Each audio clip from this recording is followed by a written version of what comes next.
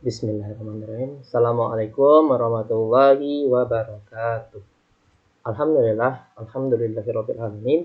Hamdan syakirin, hamdan na'imin, hamdan yu'afi mazidah. Asyhadu an la ilaha illallah wahdahu la syarikalah lahul mulku wa lahul hamdu wa huwa ala kulli syai'in qadir. Allahumma shalli ala sayyidina Muhammad wa ala ali sayyidina Muhammad. Puji syukur marilah kita harus panjatkan pada kehadirat Allah Subhanahu wa taala karena kita telah diberi nikmat iman, nikmat Islam. Tentunya nikmat kesempatan sehingga saya di sini dapat mempresentasikan mata kuliah agama Islam bab tentang aplikasi syariah puasa. Saudara salam, tak lupa pula tak henti-hentinya kita panjatkan kepada kehadirat Nabi Muhammad SAW dengan lantunan ayat Allahumma shalli ala sayyidina Muhammad wa ala ali sayyidina Muhammad yang telah membawa kita dari alam kegelapan menuju alam dengan penuh ilmu pengetahuan seperti sekarang yang kita rasakan sekarang ini. Ya, baik. Mungkin untuk mukadimah kita cukupkan. Selanjutnya itu adalah kita masuk ke presentasinya. Ya, dimana di sini telah saya sebutkan tadi itu adalah aplikasi syariah puasa. Dan mungkin sebelum kita mulai itu ada perkenalan singkat dari diri saya pribadi.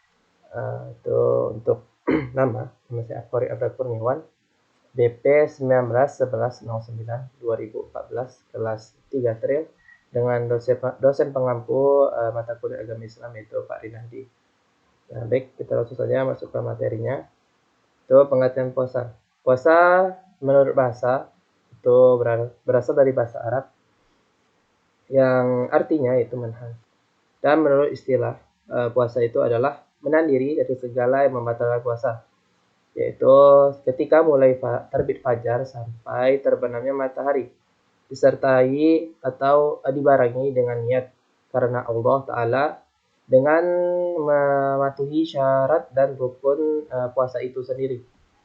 Terus ada syarat puasa. Syarat puasa sah atau puasa syarat puasa sah diantaranya ialah Islam, berarti bukan orang kafir dan tidak murtad. Jadi syarat pertamanya itu adalah orang muslim atau orang Islam. Yang kedua berakal, berarti bukan orang yang kehilangan akal atau gila. Dimana syarat keduanya itu adalah kita harus berakal gitu. Tidak orang yang sedang gila gitu. Yang ketiga ada mumayyiz, yaitu bisa membedakan antara yang baik dan yang buruk. Keempat, dalam keadaan haid atau nifas. Jadi syarat puasa yang keempat itu adalah suci gitu. Tidak ada haid ataupun ada nifas gitu. Jadi di sini perempuan-perempuan yang sedang haid itu tidak sah puasa gitu, karena tidak mematuhi syarat sah puasa. Terus terakhir adalah mengetahui waktu berpuasa. Terus ada syarat wajib puasa, diantaranya ialah pertama Islam, yang kedua mukhalaf, yaitu orang yang sudah balik atau berakal. Jadi di sini anak kecil tidak diwajibkan puasa, tapi alangkah baiknya sedari kecil anak-anak kita itu sudah diajarkan bagaimana caranya puasa. Terus yang ketiga itu adalah bukan musafir atau berpergian.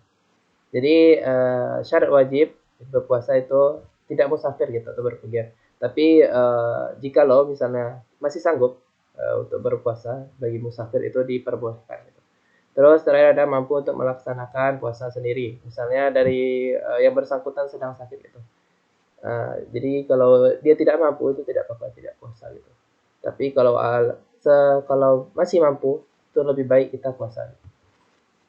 Terus ada rukun puasa. Yang pertama adalah niat, yaitu menjaga melakukan puasa karena Allah. Waktu niat itu puasa wajib, niatnya harus dilakukan pada malam hari atau sebelum terbit fajar. Ini biasa kita lakukan setelah kita supaya tidak lupa, kita lakukan setelah sholat tarawih gitu. Dan juga atau sebelum terbit fajar, bisa juga sebelum kita tidur kita membacakannya. Dan yang paling sering itu ketika kita sedang yang namanya sahur itu. Puasa sunnah itu diperbolehkan niat pada pagi hari sebelum masuk waktu zuhur. Jadi kalau puasa sunnah atau saum sunnah diperbolehkan niat pagi sebelum waktu zuhur. Ya saum sendiri tadi belum lupa ya dijelaskan. Saum itu bahasa Arabnya puasa, di mana puasa ini adalah bahasa Indonesia gitu. Ya, niat puasa wajib puasa Ramadan seperti tertera nawaitu shauma ghadin ana fi fardhi syahri ramadhana hadhihi sanati lillahi ta'ala. Ya, artinya saya niat berpuasa wajib sehari penuh besok di bulan Ramadan tahun tahun dalam tahun ini atas perintah Allah Subhanahu wa taala. Terus rukun puasa yang kedua itu menahan diri dari segala yang membatalkan puasa sejak terbit fajar sampai terbenamnya matahari. Mungkin untuk yang membatalkan puasa nanti akan ada poin-poinnya.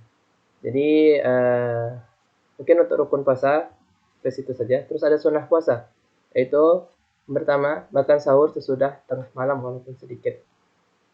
Jadi sahur ini termasuk sunnah puasa gitu. Jadi kalau misalnya terlewat itu tidak masalah, tapi lebih baiknya sahur gitu karena itu sunnahnya gitu.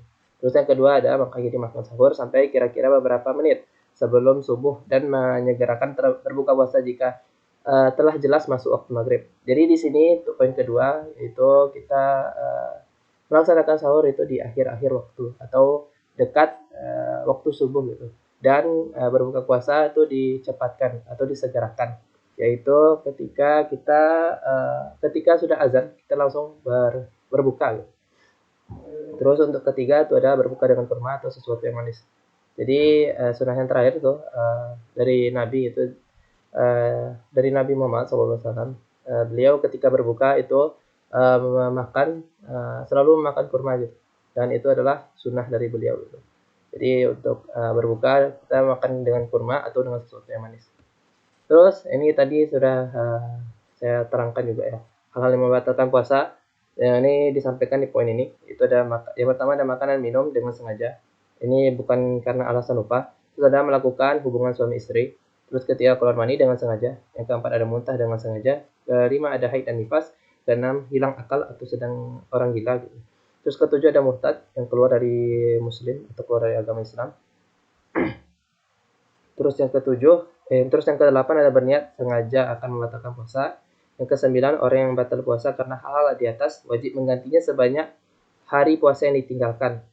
Terus yang terakhir orang yang batal puasa karena hubungan suami istri, itu poin kedua tadi, maka kifarahnya adalah atau bayarannya adalah yang pertama memerdekakan budak. Ini karena di zaman Rasulullah masih ada budak gitu. Jadi syaratnya memerdekakan budak, tapi karena sekarang tidak ada budak lagi, sistem perbudakan, jadi mungkin ini di poin yang pertama ini dihilangkan. Terus yang kedua ada puasa selama 2 bulan terus menerus atau memberi makan jikalau tidak sanggup puasa selama 2 bulan terus menerus, kita dapat memberi makan kepada 6 orang miskin. Selanjutnya halal makruh saat puasa. Jadi makruh ini lebih baik ditinggalkan ya.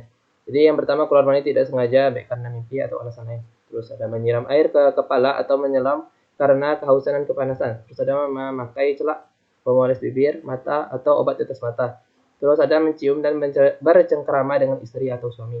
Terus berbekam, pengobatan dengan cara mengeluarkan darah kotor sebagian ulama menganggap jika melakukan bekam ini dapat membatalkan puasa. Terus ada injeksi atau suntikan, sama seperti poin sebelumnya. Sebagian ulama menganggap kalau untuk injeksi atau suntikan ini dapat membatalkan puasa. Terus ada berkumur-kumur dan memasukkan air ke rongga hidung ketika berwudu, asal tidak berlebihan. Terus ada hal-hal yang tidak dapat dihindari seperti menelan ludah, menghisap debu di jalan, tepung dan lain-lain. Terus ada menangguhkan mandi besar bagi yang junub hingga waktu subuh. Jadi lebih baik disegerakan kalau misalnya ada keluar hadas itu. Jadi disegerakanlah untuk mandi besar sebelum masuk waktu subuh itu. Terus ada menangguhkan waktu mandi bersuci dari haid dan nifas hingga waktu subuh. Sama seperti poin sebelumnya ya. Terus terakhir ada menggosok gigi dengan pasta gigi. Terus ada manfaat puasa bagi kesehatan tubuh. Jadi kenapa Allah memerintahkan kita untuk berpuasa? Itu adalah gitu manfaat untuk kita gitu. Bukan hanya sebagai mematuhi perintahnya gitu, tapi bermanfaat juga bagi diri kita sendiri gitu. Itu ada untuk kesehatan tubuh kita, itu ada pertama memperbaiki gula darah, mengurangi kolesterol tubuh, mengurangi lemak tubuh, menjadi metode detox atau pembuangan namanya itu? Detox itu pembuangan lemak berlebih lah, atau misalnya ada yang tidak baik di dalam tubuh kita, itu namanya metode detox. Terus ada membantu menghentikan rokok gitu. Terus terakhir ada mengurangi peradangan. Ya, baik. Mungkin sekian yang dapat saya sampaikan. Syukran jazakumullah khairan.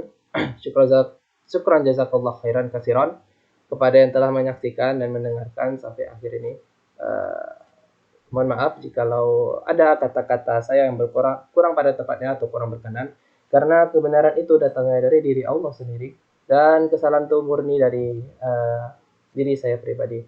Akhir kata, akhirul kalam, wabillahi taufiq wal hidayah. Wassalamualaikum warahmatullahi wabarakatuh.